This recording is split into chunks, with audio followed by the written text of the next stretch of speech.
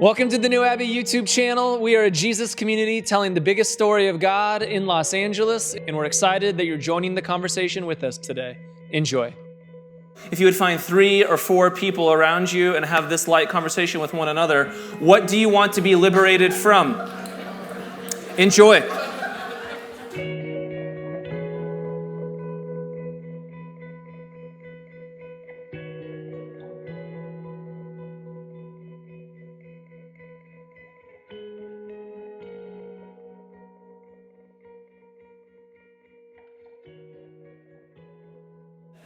On April 3rd, 1968, Martin Luther King Jr. said these words, "I just want to do God's will, and He's allowed me to go up to the mountain, and I've looked over, and I've seen the promised land. I may not get there with you, but I want you to know tonight that we as a people will get to the promised land." This was Martin Luther King Jr.'s last sermon on the night before he was assassinated. That what he realized as a leader was, I want to get us to the promised land, but I may not get there with you. That as a community, we've been going through the Torah together, which is the first 5 books of the Bible, Genesis, Exodus, Leviticus, Numbers, and Deuteronomy. And we see as we got to the end of Genesis that the people of God have been promised the promised land. They've been promised that they would multiply, that these are the things that God said to them, and yet they found themselves in Egypt. And that so much of the story of liberation doesn't always happen in our lifetime or when we want it to happen, but we participate in liberation so that we may experience freedom and so that the next generation would experience even more freedom. And that the story of Genesis is written in that way because it's always inviting us into the next chapter. That the people aren't there yet. And so much of life is that. It's waiting. It's patience. It's watching. And the story of Genesis is this invitation into the story of liberation that's coming. As we get to the book of Exodus, now we have what is the heart of the Old Testament. For many of us, if you grew up in evangelicalism, maybe for you, how you understood the Bible was Genesis and Revelation, and there was just a bunch of stuff in between. I don't know about you, but that's what I got, right? There were some things that happened in the garden early on, and then the rapture, my friends. But for the Jews, and for most of ancient Christianity, Exodus is the heart of the Old Testament. It is the story of liberation. Exodus is the pyrotechnics, my friends, lasers and light shows and fireworks for all. But what's interesting about the book of Exodus is liberation comes in a very supernatural way, but everything before the book of Exodus and everything after the book of Exodus moves us back to the natural. That what God is doing is God is saying, I'll show up in some big ways in this moment for liberation because this is my part, but the story that I'm inviting you into is what is your part? And what is your participation in this story of liberation? So today we're going to think about liberation and imagination. That these are dance partners that work together. That there's a liberation that we want from some things, and as we liberate from some things, then we have a broader imagination for something else. In the last 5 years, we use fancy language and we call it deconstruction and reconstruction. But they have to go together. They have to be dance partners. If you just live in the world of just liberation from some things, if you just live in the world of deconstruction from some things, and you never rebuild anything, you will live in cynicism. You will just be angry all of the time. And there is a place, an appropriate place for anger, because there is some shit going on in the world that you should be mad about and angry about, but that is not your final journey. There is a promised land ahead in which you will rebuild something new, in which you will offer a better world for the next generation. And as Martin Luther King Jr. said, I can see this promised land from the mountain. I may not go there with you, but we as a people will get there together. And that is the hope that we are in. So to talk about liberation and imagination, we're going to talk about some things. We're going to talk about evolution. And if we can talk about evolution, then we got to name some fear. And if we can talk about fear, then there's a bunch of nameless pharaohs in the book of Exodus. And if we can talk about that, then liberation from and imagination for. And then we can talk about Shiphrah and Puah, everybody's favorite midwives in the book of Exodus. Give them a round of applause. Yes. And if we can talk about Shifraf and Pua, then we'll talk about mutuality. And if we can understand our role in mutuality with God, then we can talk about some risk-taking. And if we can do some risk-taking, then we'll keep things light. And if we can keep things light, well then, it's a church. Jesus, my friends. So, follow along with me in Exodus chapter 1. These are the names of the sons of Israel who went to Egypt with Jacob, each with his family: Reuben, Simeon, Levi, and Judah, Issachar, Zebulun, and Benjamin, Dan and Naphtali, Gad and Asher. The descendants of Jacob numbered 70 in all, and Joseph was already in Egypt. Now, I know that you're already bored, but the book of Exodus is actually really exciting. The end of Genesis is the story about a family who's living into these promises of God. If families can't get along, if families can't repair, if families can't reconcile, what hope is there for the nations? And the book of Genesis is, we move from an individual, and the story of God gets bigger for a family. And before it can get to an entire nation or people, there's some healing that needs to take place. That's why in the book of Genesis, it's all about family dynamics. It's all about the interpersonal. It's all about the real stuff and the conflict and the difficulty of just what it means to be human with the closest people around you. And that you have to resolve that. If you can't work on these things, what hope is there for Ukraine and Russia? That our healing happens here. And when we can heal here, when we're transformed in these interpersonal places, it changes even the way that we live nationally with one another and the dynamics on a global scale.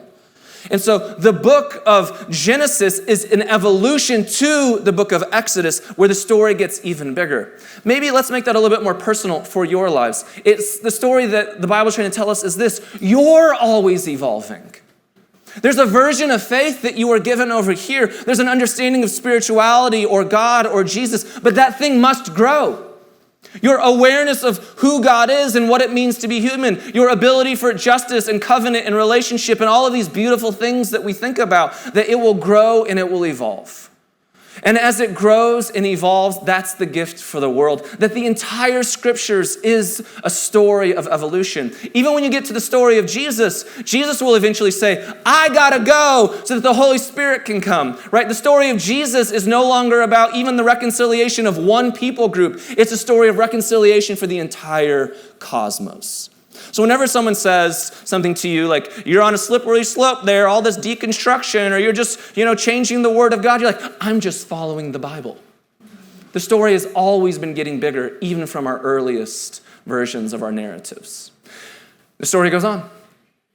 Now Joseph and all of his brothers and all that generation died, but the Israelites were exceedingly fruitful and they multiplied greatly, increased in numbers and became so numerous that the land was filled with them. If you remember again back to Genesis, this was the promise that God gave Abraham and Isaac and Jacob and the matriarchs, is that you will have children that will be more numerous than the sand on the seashore and more numerous than the stars in the sky, and you will live in the promised land. So the narrative is trying to connect us to something else here. If we were watching the Marvel universe, we'd be more connected in. We're following all the little thread lines, and there'd be the little thing at the end of the movie where he connects you to the next movie that's coming up. That's kind of what's happening here. This is the end credits trying to catch you up for what's happening with Avengers Endgame or something like that.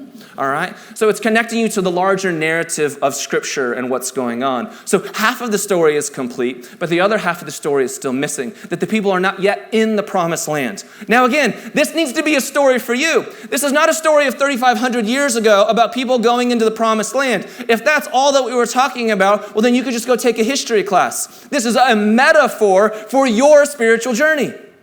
You are evolving. You are growing. You are growing in your ability to reconcile, repair, become healthy as a human being. And as you do that, as you transform, then you become more mature and you will offer that narrative to other people as well. That's the invitation in Exodus.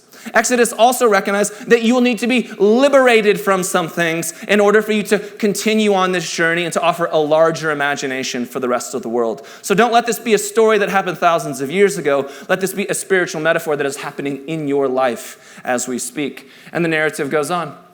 It says, then a new king to whom Joseph meant nothing came to power in Egypt. And it's always power dynamics. The Bible is endlessly interested in power dynamics. Who has power and what do they do with that power? All of the prophets, all of the Torah, and Jesus are desperately interested in who has power. There's a reason that in the Gospel of Luke, Jesus, 1 out of every 6 times, the people he's speaking to are the rich and the religious because they don't need God. And so Jesus speaks to them because sometimes when you're powerful, you miss the opportunity to be connected to God because you don't need faith. So this narrative is connecting us to this larger tradition that we're a part of. Look, this Pharaoh said to his people, the Israelites have become far too numerous for us. Come, we must deal shrewdly with them, or they will become even more numerous, and if war breaks out, we'll join our enemies and fight against us and leave the country. So they put slave masters over them to oppress them with forced labor, and they built Pithom and Ramesses as store cities for Pharaoh. But the more they were oppressed, the more they multiplied and spread, so the Egyptians came to dread the Israelites and worked them ruthlessly. They made their lives bitter with harsh labor in brick and mortar, with all kinds of work in the fields, and all their harsh labor, the Egyptians worked them ruthlessly. The king of Egypt said to the Hebrew midwives, whose names were Shiphrah and Puah, when you are helping the Hebrew women during childbirth on the delivery stool, if you see that the baby is a boy, kill him, but if it is a girl, let her live. The story is saying this, that sometimes when you evolve and when you grow, the powerful will become fearful of you. This is just a normal thing that happens among humanity. And as we mature and as we grow, hopefully we fight against some of these things. The shadow side of conservatism is always fear. And again, I don't mean this politically. Conservatism is in the name. You are conserving something because it is working for you. Generally, it's working for you because you are powerful. So you live in fear when things change because you want to keep things as the status quo because it's working for you. That's why in the United States right now, there's a lot of people trying to conserve a certain way of life because it's working for certain Americans. And then on the other side of things, there are people trying to be progressives or progress because that is not working for their lives. And we're going to speak about the shadow side of conservatism, but just so you know, the shadow side of progressivism is anger. Not anger in the good sense, anger in the let's just burn everything down and not rebuild anything else back up. There's always a shadow side to these ways of life, and neither are the option. They're a part of our evolution and development, but there's always a third way of being that Jesus invites us into. And so Pharaoh in this narrative is conserving something because he has power, and he does not want to let that power go, and so he wants to oppress the Israelites. In this story, what we see is that there is a story of liberation coming. And so we need to be liberated from some things. In this narrative, we're trying to be liberated from Pharaoh. Here's what's interesting about the narratives of the scriptures. Pharaoh is never named. If you went to grad school like I did and got an MDiv or have a biblical studies and theology major and have a lot of theological debt that's worth really nothing in this world like me, then you read a lot of commentaries because you're bored and sad. And so it's fine. It's what I do with my time. And the commentaries are always debating, well, who was the Pharaoh? Was it Ramesses II in 1340? Was it really this debate over here? And you're just like, guys, stop. That's not the point of the story. The point of the story is that Pharaoh is never named because it's a story for everybody. It's a story that there will always be new pharaohs in your life and you have to name them. You have to name the oppressors that are there. You have to name what you want to be liberated from. Maybe you want to be liberated from toxic views and theology about God. Maybe you want to be liberated from toxic relationships in your life. Maybe you want to be liberated from an addiction. Maybe you want to be liberated from your addiction to social media or technology. Okay, here we go. Let's preach it. Maybe you want to be liberated from a personal relationship that's painful. Maybe you need liberation so that you can find boundaries. There's all kinds of things that we want to be liberated from. That's your Pharaoh. And as you evolve and as you grow and as you have new thoughts, the pharaohs in this world will oppress us and they will repress us and they will try to fit us into a certain box to conserve a way of life that we may no longer fit into. How many of you have evolved and you've grown in your understanding of God and then you've gone home with a smile on your face trying to tell your family about Richard Rohr at the dinner table? And how did it go? I'm not saying that your family's Pharaoh, but some of you have been in those moments where you're trying to find freedom, you're trying to find a broader imagination for the world. But as you've evolved and you've grown, not everybody's ready for your evolution. And then there are just real things that are incredibly painful, pharaohs that do oppress us and hold us down, and we make no sense of those things. And so this is a story that invites us into finding liberation from that. And as we find liberation from something, then we need a broader imagination for something and what that might look like in the world. I know that for me, I've spent 15 years of my life in 12-step rooms because I'm trying to be liberated from an addiction. And part of the reason that you move into sobriety is that you need enough time to clear your mind so that you can have an imagination for something bigger, that you can see that there's a broader world out there, that you go into these 12-step rooms and you have other people share their stories so that you have hope about where your life can be, that you get to hear that, oh, they've been there too, that I am not alone in this world. I don't have to live in all of the shame. I can be worthy and accepted, and I can surrender, and there can be a different hope for my future. There's an imagination that's being provided for us. The great leaders like Martin Luther King Jr. and all of the other great leaders that you can think of, they provide an imagination for people to go somewhere. Part of what we're missing sometimes in society right now is we need great leaders to help provide us an imagination for where we may go. We just don't need continuous political infighting and just beating each other up until everybody and bloody to a pulp. That's not an imagination for society. I don't ever want to be a church where all we talk about is liberation from some things, and we just sound cynical and angry and mad at evangelicalism all the time. How does that provide an imagination for us to go somewhere? We'll be good at shitting on people. Well, what's that going to do for you? And I think COVID was a gift. Because in COVID, when we're all alone and we're all sitting by ourselves, there's a moment where everything is just exposed for every single human being. And when we're sitting there exposed, it brought out what was good and what was bad. And as things have been exposed, I think it's an opportunity for people in our community who are working through things to say, oh, all of the things I'm deconstructing are good, but I need to reconstruct some things because when I'm sitting here lonely and figuring it out and I don't know what's happening in the world, I need God. And I still want something to connect to. I still want a relationship with something. And so we need an imagination for something larger. I love that in this story, Pharaoh is not named so that it's universal so that we can all find ourselves in it, but I love that the midwives are named. The Bible is so revolutionary that way. I think we forget it because we live in 2022. That you have to imagine that 3,500 years ago in the ancient world, slavery was common practice among every single ancient empire. And it was a world that was filled with the patriarchy. And it wasn't just patriarchy. There's like 3 men that get named, and then everybody else never named. And those like 3 men who get named, they get like pyramids and things, right? But this story is no. This is a completely different way of seeing humanity. The revolution here is who gets named? The midwives. How beautiful is that? It's so revolutionary for where the world was at. This thing was thousands of years ahead of its time for an imagination that we wanted for the world. Even in naming the midwives, it was creating an imagination for where we can go. And it was an imagination of what the Bible has already been saying, that every single human being is made in the image of God. Not just the kings and those who are powerful, all of the powerless. Everybody gets named as being a part of the image of this creator, and that means everybody is valuable and worthy. And that is just a lesson in a story that we need to repeat again and again and again and again until it seeps deep within our bones as individuals and as a society. And so Shifra and Pua have some beautiful pieces to their story that I want to think about. One is simply this: mutuality. Mutuality is a huge part of the Torah. From a Jewish and rabbinic perspective, mutuality is this, and we talked about it a bunch in here as we went through the book of Genesis. There is God's part and there is your part. Maybe you grew up in the world of church and you heard words like covenant. This is covenant language. There is parts that God needs to do in this world, and then there are parts that you need to do in this world. And there's a healthy balance into figuring out what that is.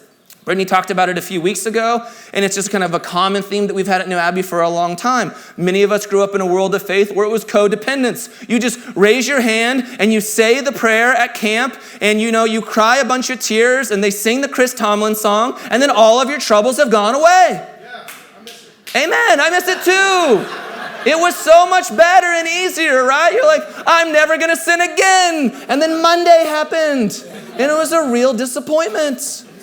Because that was magic Jesus. That was rub the lamp Jesus.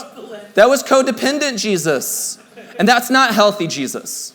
And there's a lot of fear there. And then guess what? You would have psychological trauma because you would still do the shit. And then you have to keep coming back and you're like, what's wrong with me? There's nothing wrong with you. There was something really wrong with the story. And then there's the version over here. Progressives and liberals, my friend. We've got it all figured out. We can be woke enough, healthy enough, read enough books, do enough yoga, and wear the right Lululemons, people, and all will be okay. Praise God. No? Nobody. Just me. Okay. I got a lot of Lulus. But this is just sheer independence over here. This is, I will figure it all out. But there's a problem with this story. And the problem with this story is, guess what? You're human. You have limitations. Welcome them. Appreciate them. Know that we will not figure everything out on our own. And the place in the middle, this third path, is always interdependence. That's the mutuality. There are moments where we have to do our part. The story is about Shiphrah and Puah, and they're about to go subvert the empire against Pharaoh. And then later on, there's another liberation story that comes out. This is like the liberation before the liberation. We're some midwives who've got some heat, right? Some like old Jewish women's are about to stand up to Pharaoh, which is what I'm talking about, my friends. Like, you don't want to mess with them. There we go. Shout out to the one old Jewish woman in the back. I like it. That's good. And then the liberation story is God's part, where we get all the pyrotechnics. But the story of Exodus is that we need both. And as you think about a broader imagination about what you're moving for, think about what is your part in the story. As you think about mutuality in your part, then we eventually move towards risk-taking. That, as we'll see as the story goes on, risk-taking is a part of the narrative. When you are helping the Hebrew women during childbirth on the delivery stool, if you see the baby as a boy, kill him, but if it's a girl, let her live. The midwives, however, feared God and did not do what the king of Egypt had told them to do. They let the boys live. This is such a revolutionary statement in the history of the world. The midwives said to the most powerful human being that had ever existed that they saw him as a god. They didn't follow his advice. That's huge. They took a risk. They knew what he was saying was wrong, and they didn't follow down that path. In the Nuremberg trials after World War II, there was this phrase that was created called crimes against humanity, in which in those trials, people would say all the time, we were just doing what we were told. And in those trials, we told people, that is not an excuse for doing evil. That there are moments where we need to be liberated from some things. Because it's not an excuse for hurting ourselves and hurting other people. We should be gracious to ourselves. But there are moments where we gain boundaries and we gain health and we say, it's not the right decision. And we have to take risks. I know for me that when I lived in the world of addiction, it's scary to take a risk and to admit that your life is powerless. Do you know what it was like for me to admit 12 years ago on a corner in Glendora to my wife that I was having affairs on her? I don't deserve an award for that. But it was terrifying. It was a terrifying moment where you take a risk, because the risk that you're taking is, I deserve to lose everything. I have not honored any of my part of this relationship. But if I don't take the risk towards the right thing, if I don't really live into this type of mutuality with you, then we're never going to have a broader imagination for what our life can be. Because I'll stay hiding and I'll remain in secret and I'll remain in shame and I will just destroy our lives. And that's not the thing that I want. There's a moment where we all want to be liberated for something. We're going to have to take risks as we move towards an imagination for something bigger. And it might cost us something. The civil rights movement cost people things. That if we want real liberation in the world, it will cost us as we grow and as we evolve. And the story goes on. Then the king summoned the midwives and asked them, why have you done this? Why have you let the boys live? And the midwives answered Pharaoh, Hebrew women are not like Egyptian women. They are vigorous and give birth before the midwives arrive. If you haven't found a life verse, you are welcome. I will find the Hebrew and you can get that tattoo next to your whatever agape Greek thing or whatever you got on your arms already. I went to Africa my freshman year of college. I don't know. Some of you went to evangelical college. I'm laughing with you because I did it too. It's fun. I think the power of liberation in a new imagination is you got to keep it light at times. There's so much to be angry about. The world is a hard and oppressive place. And at times when we can keep it light, there's so much power in that. There's power in levity. There's power in laughter. I love Brittany Barron. because she has this incredible ability to keep things light. She's a gay black woman in the United States in the 21st century. There's just an experience that she has walking into the world that I do not have, that I have never experienced. And despite her experience of just existing in this world, I remember one time I told her about my experience of being here at New Abbey as a straight white man who founded and created a community, by the way, of sometimes I felt uncomfortable. And she's like, oh, that's interesting. And she was so gracious how she said it. But she's been in churches her entire life where she's felt uncomfortable. And this was my first time. And she didn't say that to attack me. It was a powerful sharing of an experience of, she was in a church as a woman. And just, historically, church hasn't done a good job there. She was in white evangelical church as a black woman. And historically, the church hasn't done a good job there. She was a pastor at a church as a gay woman. And historically, the church is still not doing a good job there. And it was a gracious moment where I got to learn some things. And despite all of that, she has an ability for levity and lightness that I think that she can teach some of the deepest truths in the world. And she can be righteously angry and frustrated, and she can present something different because she holds that levity, and it creates space for everyone to participate in the journey. So as we think about the things that we're being liberated from, as we have a broader imagination of what we want to move for, would we think about our part in it? Where is your part in the mutuality of this story? Trust that God will do God's part. But then what's your part? How can you grow? Depending on what the Pharaoh is that you're trying to move away from, do you need therapy? Do you need a conversation? Do you need to be honest with some friends? Is it finally that time where you let people into your life? Do you need a financial advisor? Do you need to talk to a pastor? I don't know what the thing may be. What is that opportunity for you to participate in mutuality because this is your one shot at life? And would you do it well? And to live under liberation is not a narrative that we want for any human being. And we have resources and we have ability. Would you risk take? Would you be bold? Would you take an opportunity to step out into something? That as you participate in mutuality, as you find health, as you find maturity, would you risk take for the sake of others? That as you experience freedom, don't hoard that freedom to yourselves. Go risk take on the behalf of others because they're going to need the freedom that you have to offer because maybe they're not in a place right now to risk for themselves. And as you do that, let's be frustrated. Let's be angry. Let's be mad. And let's find levity where we can. Let's find joy where we can. Let's find hope where we can. Let's find beauty where we can. Let's name wonder where it's at. And let's subvert the empire in that way. I think it's an invitation that will welcome more people in and will bring a lot more healing on the narrative that we're all about.